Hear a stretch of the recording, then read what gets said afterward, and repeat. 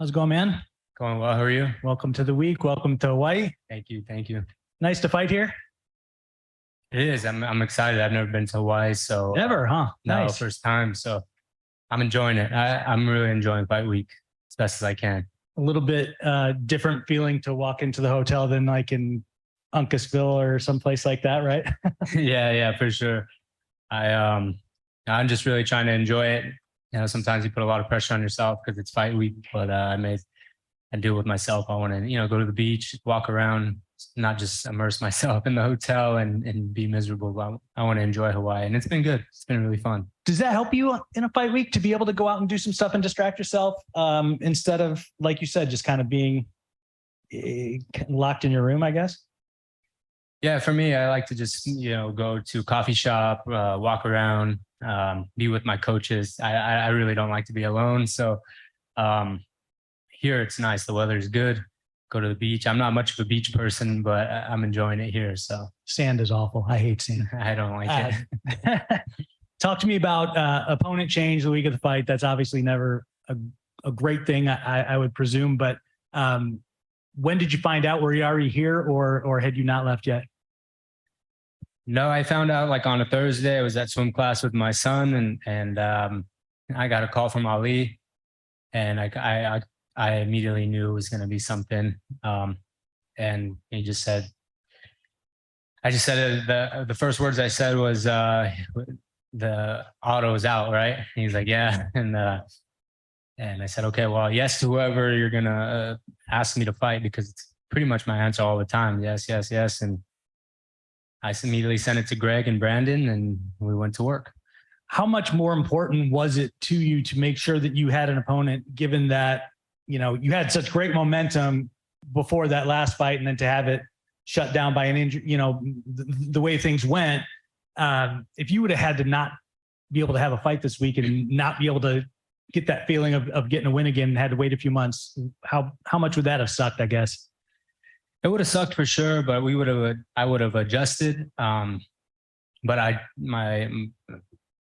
just called Ali when I got cleared with my shoulder. I said, I want to fight as soon as possible, that I can fight in April. And I've been in training camp, and, even after the surgery, I didn't really take much time off. I was straight into rehab and lifting weights, eating good. So I feel like I've been in camp since my surgery. I didn't take a time to get fat and just, as a vacation. I really, rested and worked out. But it would have sucked to not be able to fight. I love doing this, and I'm really happy that Rodrigues stepped in, and it's a tough opponent. I'm not taking him very lightly. He's a southpaw. He's under Matt Serra and I believe Ray Longo. Those guys are great coaches, and I'm not a guy to take anything for granted. I've lost in this game. I've been humbled, and we're not taking this guy lightly. But I've fought southpaws, and I have. I've finished a lot of the southpaws, John De Jesus and Aiden Lee. So we quickly went with the coaches and reviewed our notes, and we're ready. Is there something that's, I guess, maybe almost like a shot of adrenaline when you are in a situation like this, when you say, all right, here we are, we get 8 days to prep for this guy instead of 8 weeks.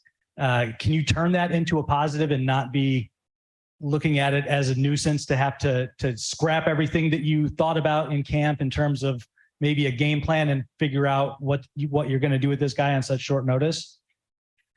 Yeah, but I'm really happy. I fought Adley Edwards on a week's notice. So I've been in this position before. And one thing that I think is really good about the coaches that I have, I've been with them for going on 9 fights. So we have so many notes, whether it be southpaws, crazy strikers, guys on the ground. And that's the beauty of having a striking coach like Brandon.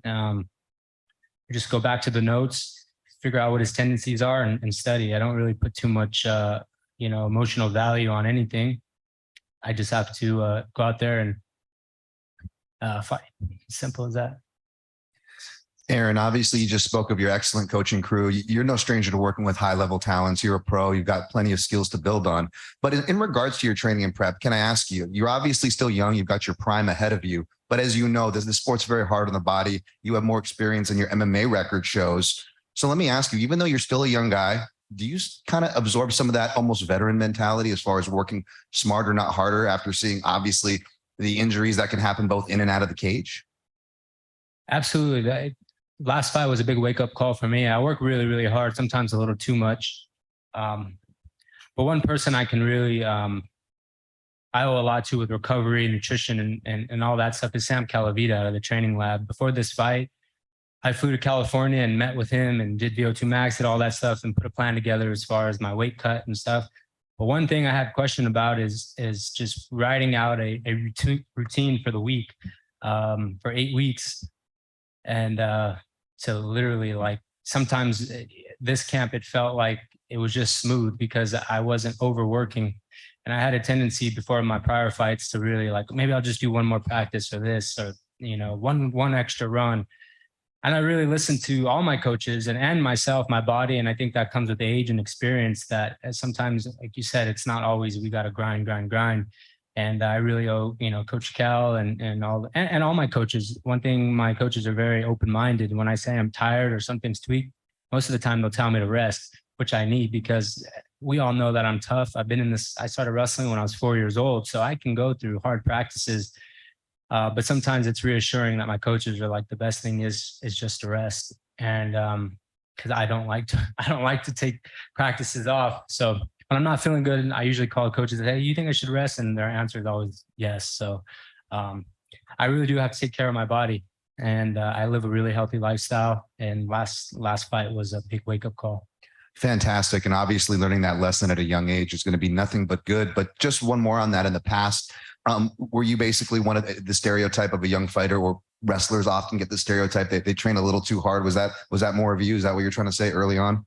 Yeah, I think a lot of people get insecure, and I'm one of them. Sometimes I'm always like, did I do enough? But I've been at this game and wrestling from 4 years old. And one thing I can honestly say for this training camp, I did a lot of drilling. That was the most important thing, you know, with Jordan and I, we would meet up early in the morning and just drill for an hour and a half, and the reps. And I think that's going to play a factor into my longevity of my career. Sometimes you don't need to always go hard. I mean, I'm known for going hard, and I think a lot of people don't like that sometimes, but I drill a lot now. And I think that's the way to go. Go hard when you have to, but reps on reps, you know, like when you're wrestling, when you're a kid, I've drilled thousands and thousands of high crotch doubles, singles, you know, so why is MMA different? Just need to drill. So absolutely. Last one from me. Obviously, you're a pro. You're here to fight. Not a fan of the beaches, but Hawaii has got some underrated horse culture out here. You're into horses yourself. Is that something maybe you want to do? Do a horse riding tour out on the islands, get a different scenery? Is that something you're into? I would love to. I was telling Jordan and Brand, I said, I really am not much of a beach guy. I don't go to the beach much, but I'm really enjoying it here and soaking it all in and learning about the culture. It's awesome. But one day I'd love to come back. I have friends that live in Hawaii and really explore this beautiful island. Hey, Aaron K. Williams for Can Chronicles Media. Congratulations on the speedy recovery. Thank you. After a tough injury to your shoulder in Bellator 286, what new ways have you found to improve your mental toughness? And also, who supported you in those dark times? Well, to be honest with you, I didn't really let myself get too low. It was an injury that happened, and there's nothing I can really do. But my coaches, my mom and dad, and myself, I had a great therapist, Brittany at Elite OSM. I didn't really feel too much. I didn't feel sorry for myself. I said my words. I asked the doctor, I said, when can I come back? He said, you'll probably be back 4.5 months, maybe 6 months.